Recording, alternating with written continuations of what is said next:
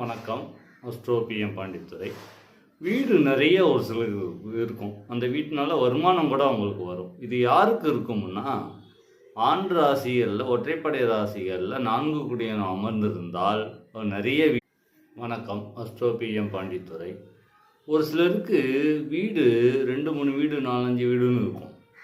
அந்த வீட்டினால அவருக்கு வருமானம் கூட வரும். இது யாருக்கு இருக்கும்னா, அதாவது 4 குடையவன் சொல்லப்படுகிற அந்த கிரகம் ஒற்றைப்படை ராசி ஆண் ராசியில் அமர்ந்திருந்தால் அதை சுபகிரகம் பார்த்தாலோ அவர்களுக்கு நிறைய வீடு இருக்கும்.